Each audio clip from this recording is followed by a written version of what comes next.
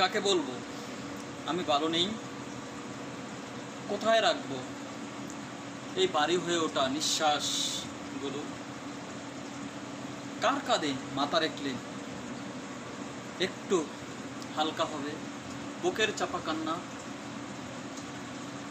বুকের পাহাড় বয়ে বয়ে আমি আজ বড় ক্লান্ত, ভীষণ আসন্ন, কিন্তু বলবার মতো কেউ নেই, শোনবার মতো কেউ নেই।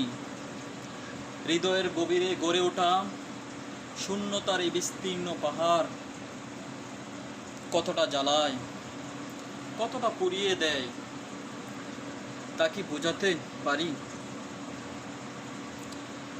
একাকিত্বের স্রোতে প্রতিদিন একটু একটু করে ভেঙে পড়ি, যেন নিজের ভেতরেই ডুবে যাওয়া এক নীরব মানুষ।